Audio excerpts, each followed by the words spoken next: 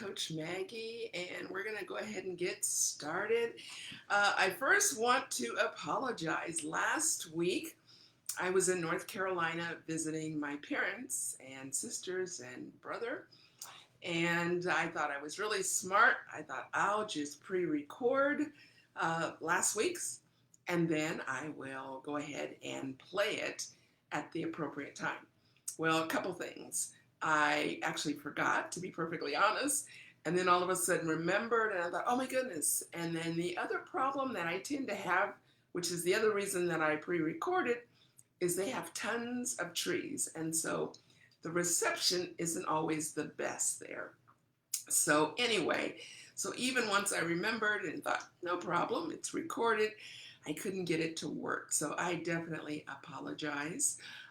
But it is there here in this group. And so definitely if you haven't had a chance to watch it, it isn't as long.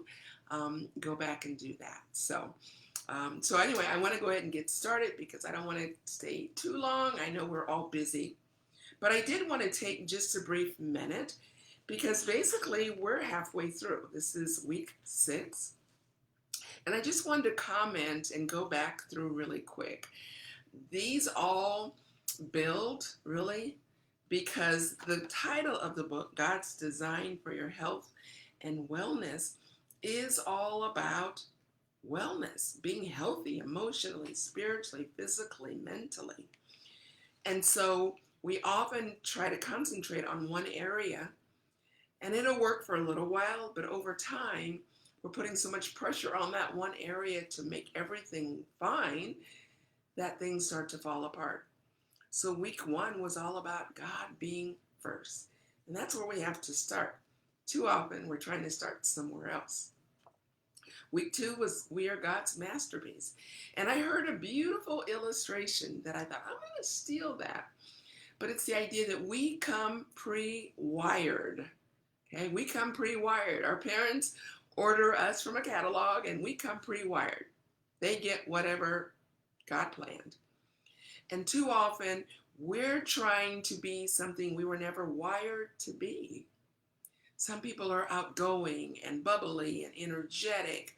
Some people are quieter, more thoughtful, more introverted. And they were wired that way. And often we're trying to make ourselves something we were never wired to be. Now, there are things that we can do to make improvements, absolutely. So maybe that person that's super introverted realizes that they need to come out a little bit. But more than likely, they will never be that lively, wild person.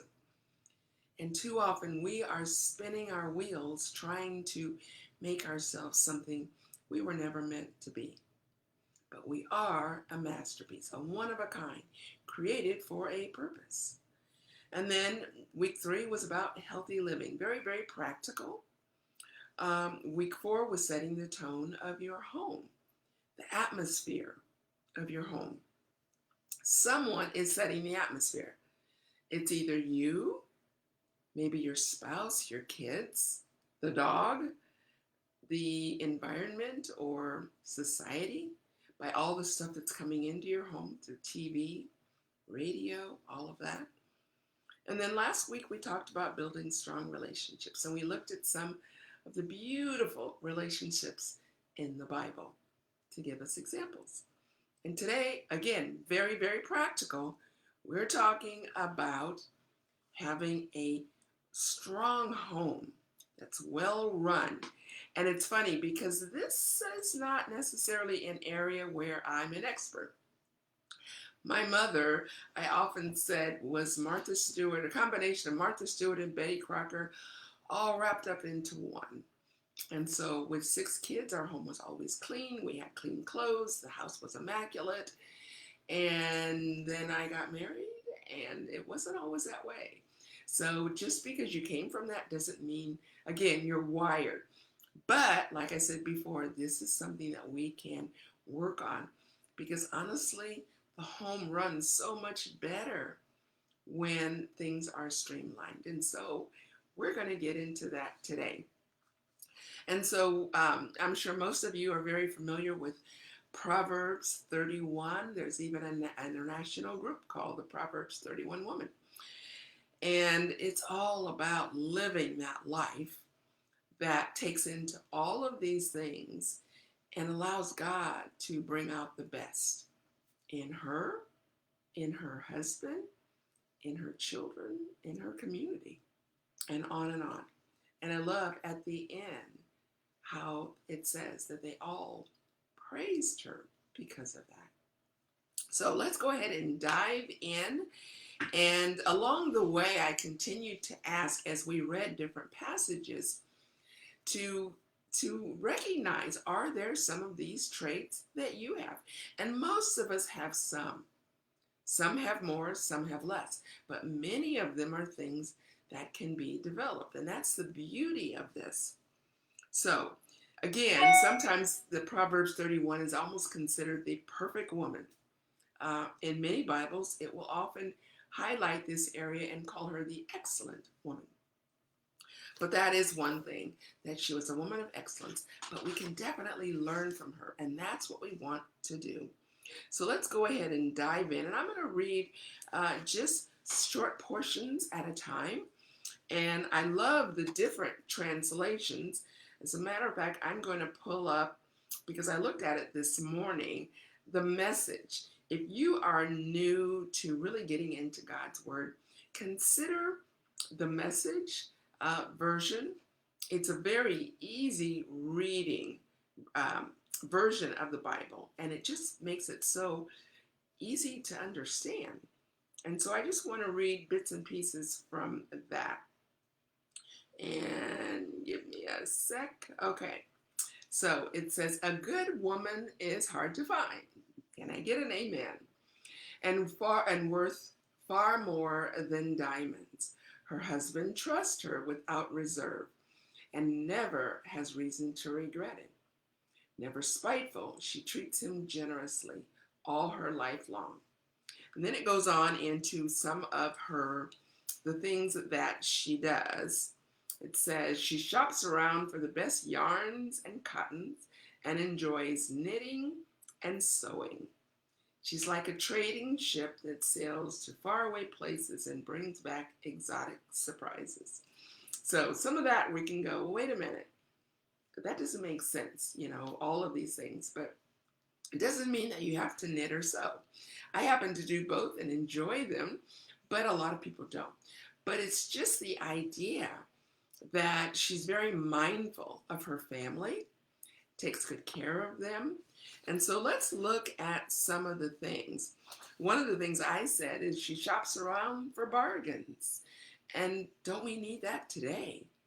I'm sure you've noticed the price of gas, the price of food. It is crazy. So more than ever, we need to be tapping into some of these resources.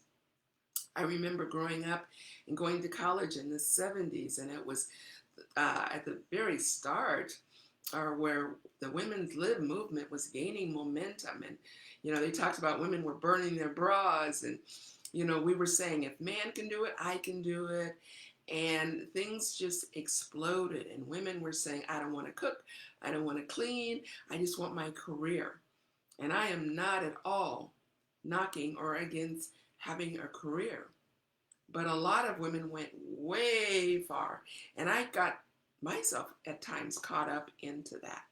Well, why should I have to do that? And all of these different things.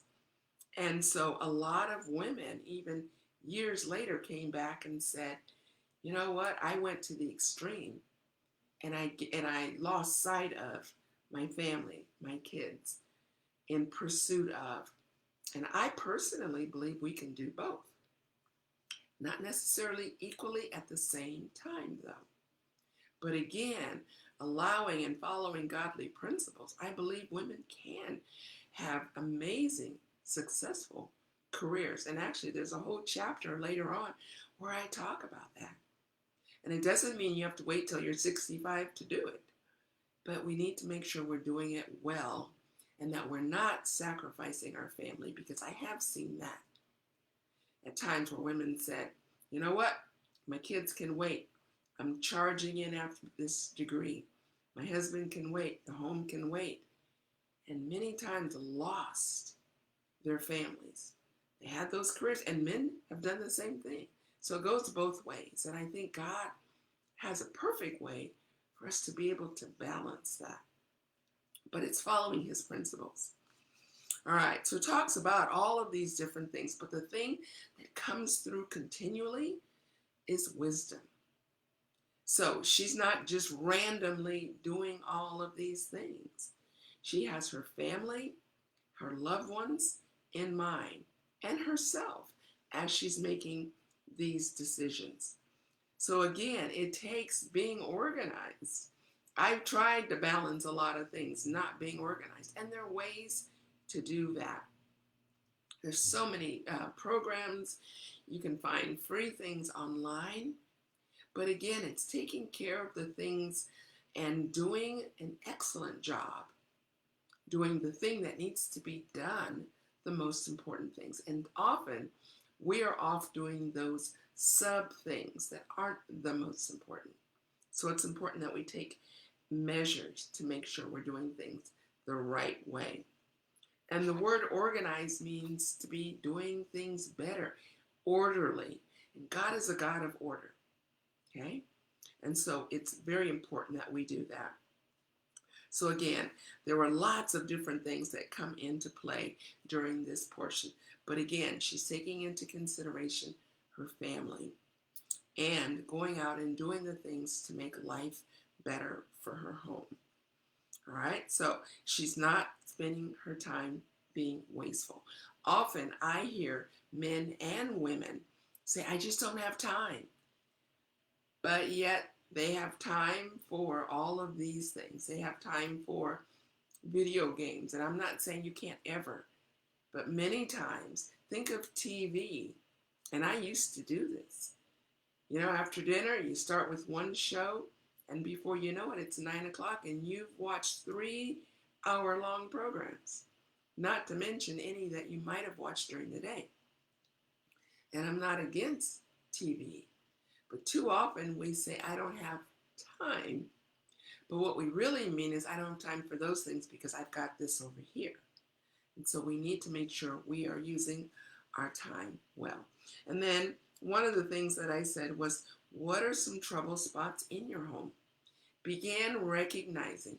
We often see fires all over the place, and they just keep continuing to grow instead of going, wait a minute, there's a problem over here.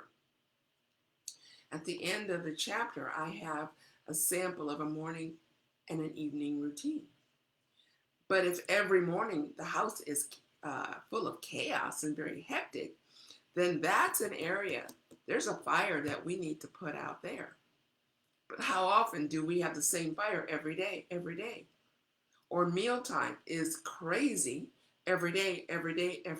You get the idea. It's insanity. It's the same thing over and over, and we're not doing much different. So we need to think about that. So one of the questions I asked is, how do you spend most of your time during the week? We want to make sure we're not giving all of our time to work. I went through a period where I was doing that, where I was putting too much time into working on my business, and my health suffered because of it. So we need to make sure that we are setting a priority based on the principles, based on where we want our life to go, and then make sure that we're following that. It's one thing to say my family comes first, but then we're not spending any time with them. All right, so let's go on. And I'm going to keep reading from this message. And it says, okay, we talked about her shopping. She wakes up before dawn. Now, some of you are going to turn me off right here, preparing breakfast for her family and organizing her day. And again, this is a very modern translation, but it does talk about how she gets up early. And I know, trust me, I was that person that loved my sleep. I like to stay up late and get up late, okay? But this is saying, but I have found, I have converted, And I do find I am more productive and I actually feel better and I sleep better. Okay? So it talks about she looks over a field and buys it. Then with the money she puts aside, she plants a garden. Now, a lot of people are saying, wait a minute, I'm not doing anything remotely about that. But again, she's wise in her spending so that she's able to take some of that money that she's able to save to plant a garden, to do other things. Okay? Um, it says, first thing in the morning, she dresses for work, rolls up her sleeves, and is eager to get started. She senses the worth of her work and is in no hurry to call it quits for the day. So she's actively pursuing those things that she wants to get done. My early years with small kids, I usually started my kids on the cartoons. Midday, I would turn on the soap operas. And then at the end of the day, when my husband came home, I commented that I just didn't have time to do anything. And it's easy to see that now, years later. But how are we using our time? Are we getting the things done that we need to? Again, we can make lists after lists after lists, but often we're putting, first of all, way too many things on there. And one of the things that one of the versions talks about is she gets other people involved. We need to make sure that we are getting our family involved. I've seen many women, I was not one of them, but I've seen some women not want to ask their kids to do anything because they felt like they just need to be kids. They're going to have to work later on in life, but I want my kids just to be kids and not have chores. I'm a strong advocate of chores for your kids. And when my grandkids come, guess what? I make them do chores too. And it's funny because my son, his kids come for at least 2 weeks in the summer. And it's funny because he hated doing chores as a kid and as a teenager. But you know what? When they complain, he says, my parents made me do chores. You're going to do chores. So even though he griped as a kid, now as a parent, as a father, he sees the importance of that. We're not doing them any service by saying, you just go be a kid. You go out and play and do nothing. And I think too often we're not distributing the work. And so it makes it really hard on the whole family. And again, we're not doing our kids any favor. So again, what are the areas that we need to be striving for excellence? And it's important to teach our children. All right, very important. So she sees that sense of work and makes sure. Now, one of the things, it says the virtuous woman is busy taking care of her family, but she also has outside interests. So again, this is not all about you stay in the house, you don't go anywhere, you don't have friends. No, she does. And so it says, what are some of the things that you're doing outside of your home to express yourself? Do you have hobbies? And again, we'll get into that later. But a lot of times hobbies are an opportunity to bless your family. For example, the knitting, the sewing, the garden, a lot of these things. They are a wonderful opportunity to express yourself, to use your brain, to be active, but they benefit the family. I'm already thinking ahead toward the garden. And I got some seed catalogs Sunday at church someone gave me and was going through thinking about, oh, what are the things I want to plant? I love it for being outdoors, the exercise, getting the sun, getting into the dirt, the work. But there's the benefits that my family reaps of fresh fruits and vegetables as well, and being able to share with others. So again, what are the things that you can be doing? But what are some of the obstacles? Again, if we're wasting time, if we're not using our time well, then it makes it really hard. All right. And it says she senses the worth of her work. We need to feel good about the things that we're doing. You may try a variety of different things, and if it doesn't suit you, you don't have to be stuck there. Some of you may say, I tried sewing and I didn't enjoy it. Then that's fine. But find those things that light you up. It goes on to say, she's skilled in the crafts of the home and hearth and diligent in homemaking. Be willing to try things. Again, like I said, I grew up in that women's lib movement, and my mother was the ultimate homemaker. And I remember saying, I don't want any part of that because in my mind, that seemed belittling. But years later, once I had children, I found myself having that desire to bake bread and to cook and sew and do these things. Some women have absolutely no desire. And again, that is okay. You know why? Because we're all wired differently.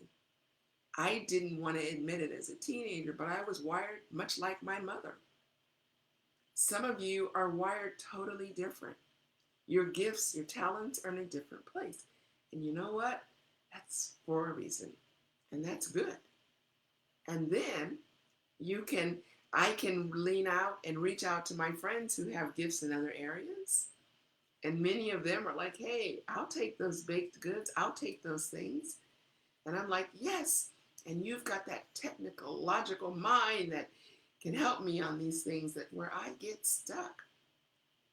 And they're good at those things. I'm good at the things God put in me. But again, embrace those things.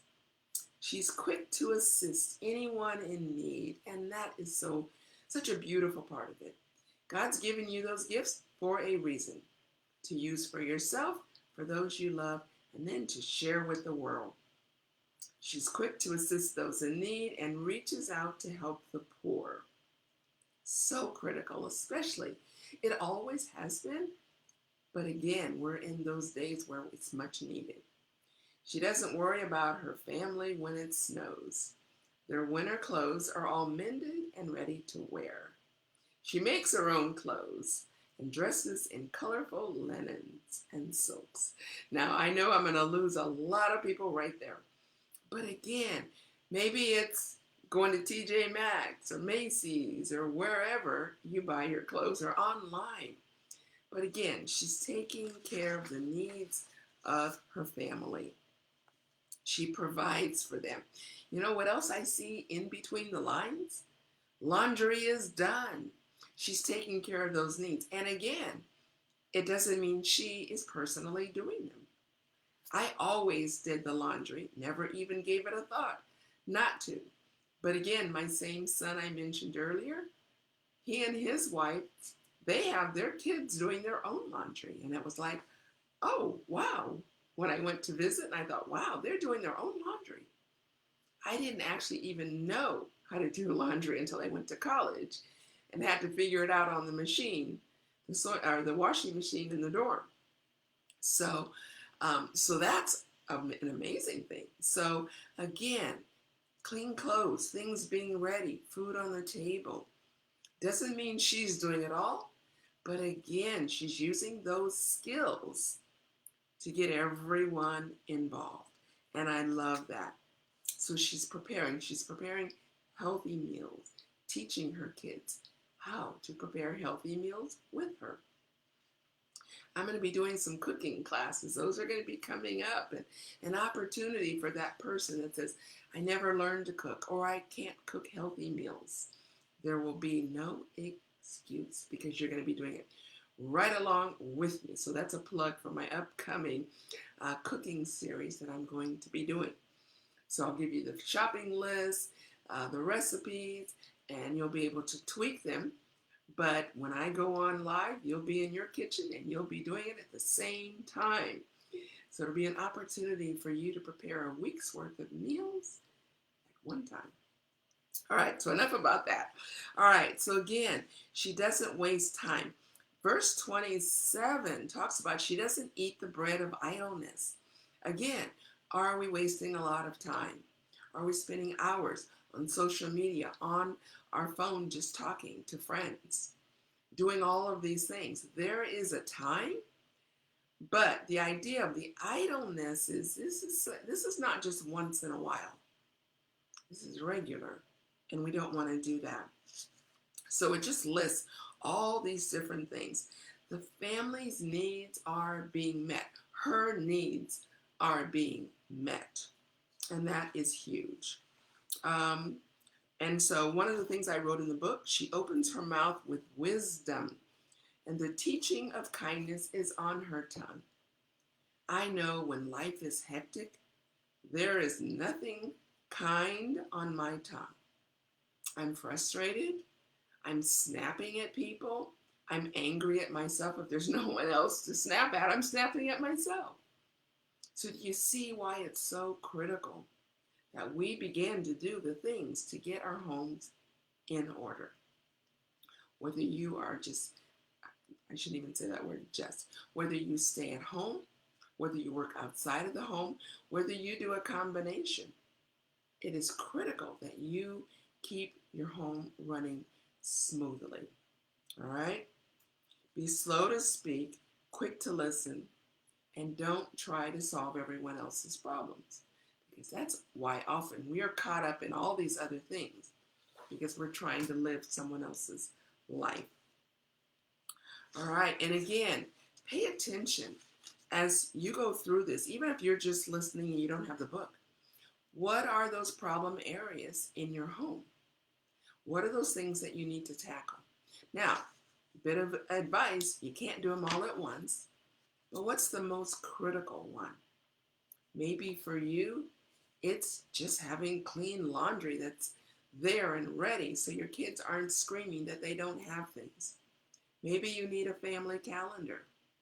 I know my kids were super involved in sports, church activities, music lessons, all kinds of things, as well as myself and my husband. And that I hated when one came and said, "Oh, I have a game after school. Where's my uniform?" And it's like, wait a minute. Or there's no meals. And so dinner is frustrating and there's a lot of anger. So again, what's that hot spot? What's that pain point in your home? That is the place to start. If it's meals, begin to think about tackling that.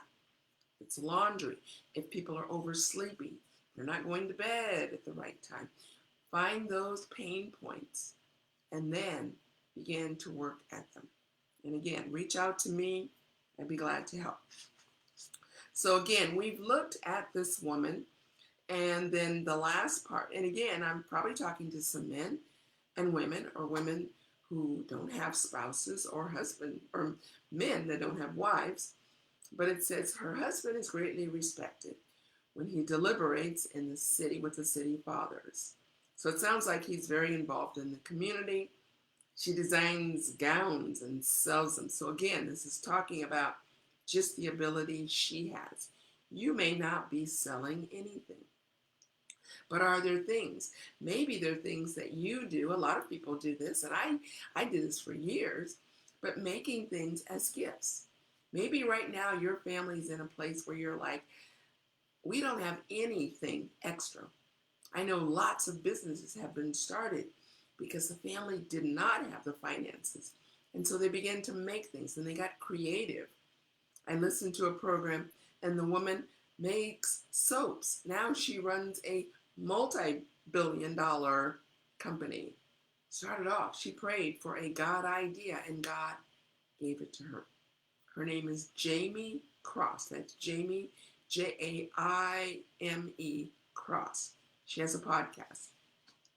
I've heard of other people that started out, making lotions, making butters, and cooking and baking and giving things away. And then people were like, hey, I want 4 more of those. And it turned into successful businesses. So again, these are ways that you can provide. All right. And then it says she brings sweaters, she knits to the dress shops. So again, we might not be doing that. But ask anybody in my family for years, guess what one of their Christmas presents was? Knitted scarves, hats, did a few sweaters, gloves, even did a few socks, pairs of socks. But it helps offset the finances. Lots of baking things I've given away over the years, gifts for my kids' teachers, all of those different things. All right. Goes on to talk about she makes clothes, elegant clothes. When she speaks, she has something worthwhile to say. She always says it calmly. Excuse me. The fact is, we can improve our temperament, how we, especially with our family, how we react when our homes are run smoothly. A lot of the anxiety and the stress, which often leads to the depression and the moodiness, is because our lives are so chaotic. So if we could take this one chapter and really, really dive into it and see what's one area, God, that I can improve on so that our lives can be more rich instead of feeling like we're in poverty to our feelings. It says she keeps an eye on everyone in her household and she keeps them all busy and productive. So again, she's saying, all right, kids, make sure you're getting your homework done. Make sure your laundry's put away. You have a game. I see on the calendar, you've got a game tomorrow. Do you have your uniform ready? Are your bags packed? Her children respect and bless her, and her husband joins in with words of praise. Many, and I love this last part, many women have done wonderful things, but you've outclassed them all. Charm can mislead, and beauty soon fades. But the woman to be admired and praised is the woman who lives a God-fearing life. Give her everything she deserves. Adorn her life with praises. And that's my desire. And I hope that's yours. And again, there's going to be a zillion variations to this. Make it work for where you are, but striving for those key points. And even if you live alone, you are still able to incorporate so many of these things. Because I have lots of single friends who feel stressed by the work and life and cooking and wait, I just don't have time, and they're busy and they don't necessarily feel like they're living the life that they wanted to. I know lots of people that are at this stage where I'm at, and they don't have children at home, but yet they feel like their life is just as chaotic, if not more so. So many amazing, wonderful principles that can be found in this section. And again, continually in every area, but especially what we're talking about today, think, where are the pain points? Where are those fires that are getting out of control in your home? Maybe it's at work. Maybe home is fine, but work is chaotic. You can use some of the same principles. Maybe you need to streamline things at work. Maybe your office is a disaster. And I hear this one all the time. Oh, it's a mess, but I know where everything is. The fact is, it clutters the brain and it causes us to actually work less productive. Because even though we feel like we're focusing on one thing, the brain is constantly scanning the desk, scanning the room, and it sees the chaos, it sees the confusion. And so you don't think about it consciously, but subconsciously, your brain is just going crazy. So again, find those areas where you need to make some improvements. Have a family meeting if you have children and say, okay, we need to do some things differently around here. Okay, you're going to be in charge of making sure all the laundry's sorted and ready. Maybe your older children, get them started. I wish I had done that. I think it's a great idea. I'm not necessarily saying a 6-year-old, but your older children, definitely your teenagers, so that they are ready to go out. Get your kids involved in the cooking, the process. My mother made me, and I did not like it. But I feel I'm a better cook today and eat healthy because I was there watching. I was that teenager rolling her eyes and pouting and sighing, but I'm so glad that she made me. She didn't say, Maggie, you want to come in the kitchen and watch me? So sometimes, you know what, let's be the parent and just say you're going to and not give a choice. Or say you can either help in the kitchen doing this or you can do laundry. But let's get people involved. My husband goes shopping with me now and I give him the list. He does the dishes now. He didn't before, but he does now. Get people involved. If you're at a place where you can afford it, there is no shame in saying, you know what, we've got the resources, and maybe once a week, every other week, once a month, having someone to come in and do some of that work for us and not feel guilty. Maybe it's hiring someone to prepare meals a couple times a week or once a month or whatever it looks like. It's worth investing to get your home smoothly, the way it should be. So, and then last but not least, in the book I included, and if you don't have the book but you would like, I can send you a copy. Won't charge you anything by any means. And I think I even have this on a PDF. So if you don't have the book, please reach out to me. And I just gave a simple example of an evening routine and a morning routine because I believe in this 100%. This is a game changer in how smoothly your home runs, whether it's just you or there are 15 people in your family. And it starts the night before. Because what you did last night has made a factor of how today is already running. And too often, we give no thought to the evening routine, and then the morning, all that stuff is piled high. And we're actually doing a little bit of the evening routine and don't realize it. And then we've got the morning, and we're trying to do all of these things. So I talk about an hour before bed. We need to be doing those things. For example, I talk about turning off the phone and the computer. Beginning to shut things down. Taking a look through the house. Okay, are things put away? If you take your lunch to work, make it the night before. So there's less of that running around in the morning, people bumping into each other, laying out clothes. I still do this, not every day, but if I'm planning on leaving the house, I do pick. On Saturdays, I try to pick what I'm going to wear for church Sunday morning. Just makes life easier. So you're not standing there in the closet going, oh dear, what am I wearing? Oh, I wanted to wear this, but it's not clean.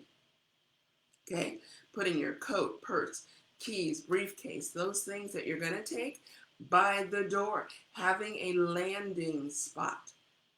Okay, and then 30 minutes before bed, then going through that routine, brush your teeth, do whatever you're going to do to your face, all of those things that we do. And then have time to just relax, calm down. Often we are literally going full steam ahead, jumping in bed and crashing. And usually you fall into one of two camps. Your mind is swirling and you can't go to sleep, or you're out like that. And I was that person. My mind was swirling. So, okay, and then lights out. Try to be in bed by 10:30. Okay, your body needs that time to go through and break down and process and regenerate, rejuvenate, and to heal. It's got its own system that happens. And when we go to bed too late, we're missing those things. Those things aren't getting done. Okay? All right, and then the morning routine, for example, I said first thing in the morning, practice that stillness. But again, if you are rushed because of the night before and you're just getting up late, you don't have time. But I like to do some deep breathing. I do it in bed because it gives me another extra minute or two. Just breathing in, holding that breath, and then breathing out. And then being thoughtful, having time for prayer and gratitude. Okay? Reading something, putting on some soft music, or peppy music, whichever is going to get you going. And then brushing your teeth, going through that routine. I like to have lemon water in the morning. Some stretching, Again, it could be 10 minutes. And again, the more we do the night before, It gives us more leeway in the morning. And then again, 30 minutes before going out the door, make sure you're fully dressed. One last time through the kitchen to tidy things up. Make sure you're completely dressed. I've gone to work with 2 different shoes on, or not shoes, but socks. Make sure everything's right. And again, if you have things by the back door, then or that spot, then it's simply a matter of going by, picking things up, going out the door. So, all of those things. I have a place even where I have things to be returned. It's by the bedroom just before you go out to the garage. And that way, as I'm going out, oh yeah, I need to make sure because I'm going to be returning things. I keep my things that I'm donating. Those things have a spot. There's so much to be said for getting your life managed well and in order. So, if you have questions, please, even if you're catching the replay, please leave some comments. What are the areas you really, really struggle? Do you have a morning routine, evening routine? I'd love to know that too. So anyway, I just realized I did not open in prayer, but I'm going to close in prayer.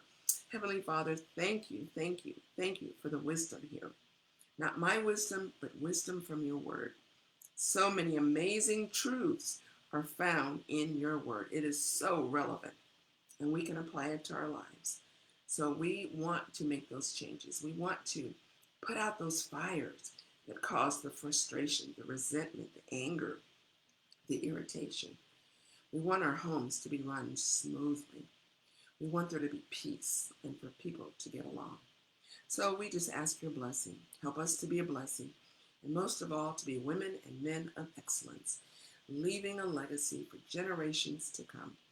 We love you and we thank you. In Jesus' mighty and powerful name, amen. So anyway, go out in your day, and definitely these videos are on YouTube. If you want, invite people to join this community. You can do that. Invite them, and then also go to YouTube. These are there as well, and share them. Maybe you know someone that needs to hear these things. I know I did, and this has been a lifelong journey. You don't get to that place and go, I've arrived, because we are constantly in new stages, okay? And you start out, maybe it's those early stages where life is easy, and then the kids come, and then the kids go, and it may be just you, or maybe you're married, divorced, whatever. They're constantly, we're moving through different stages. And so we need to constantly be looking, what do I need to change? What can I improve? So again, feel free to leave a comment, to share the video, and definitely I'd love to hear your thoughts on this subject. So next week, we're going to be talking about dealing with difficult relationships. So again, I just really appreciate each and every one of you, praying for you to just enjoy life and to see how much God has to empower you to do, to become. So take care and God bless.